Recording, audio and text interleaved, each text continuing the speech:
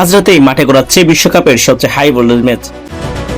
একদিকে 5 বারের বিশ্ব চ্যাম্পিয়ন ব্রাজিল, অন্যদিকে আফ্রিকার গর্ব এশিয়া ইউরোপের ঘুম ছাড়ানো দল মরক্কো।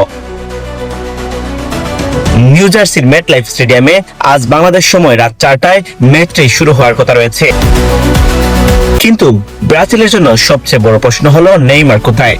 বিশ্বকাপের মাত্র কিছুদিন আগে কেফ মাসেলে গ্রেড 2 স্ট্রেইনে আক্রান্ত হন এই তারকা। আজকের ম্যাচে তার শুরু থেকে খেলার সম্ভাবনা নেই বললেই চলে। কোচিং স্টাফ টার্গেট করেছেন দ্বিতীয় ম্যাচ 20 জুন হাইতির বিপক্ষে।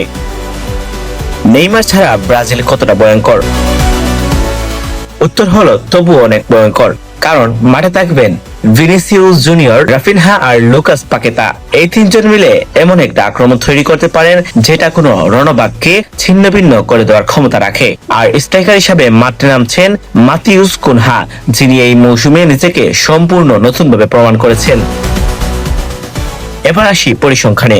ব্রাজিল বনাম মরক্কো এখন পর্যন্ত 3টি ম্যাচে মুখোমুখি হয়েছে। 1998 বিশ্বকাপে রোনালদো, রিভালদো, ভেভেদার ব্রাজিল মরক্কোকে উড়িয়ে 3-0 গোলে। কিন্তু সর্বশেষ 2023 সালের মার্চে টেনজিয়ারে মরক্কো ব্রাজিলকে হারায় 2-1 গোলে। মানে হলো মরক্কো জানে কিভাবে ব্রাজিলকে থামাতে হয়।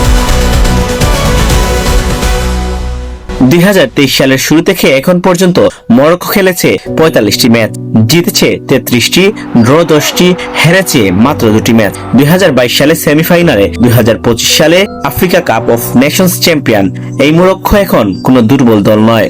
আর ব্রাজিল টানা 24 বছর বিশ্বকাপ ট্রফি ছুঁতে পারেনি। এবার দলের হাল ধরেছেন 5 বারের চ্যাম্পিয়ন্স লিগ জয়ী কোচ কার্লো আনচেলতি, ব্রাজিলের 100 বছরেরও বেশি ইতিহাসে প্রথম কোনো বিদেশি কোচ। তবে মরক্কো ইনজুরি মুক্ত নয়। সেরা সেন্টার ব্যাক নায়েফ আগুয়ার টুর্নামেন্ট থেকে ছিটকে গেছেন। উইঙ্গার আব্দেস সামাদ, এজাজলিও মাঠে নেই। দুই দলই তাই ইনজুরির চাপ নিয়ে মাঠে নামছে। এটাই করে দিচ্ছে আজকের ম্যাচকে আরো অনিশ্চিত, আরো উত্তেজনাপূর্ণ। পেলের দেশ কি আবার বিশ্বকে মুগ্ধ করবে, নাকি আটলাস লায়নরা আরেকটি ইতিহাস লিখবে?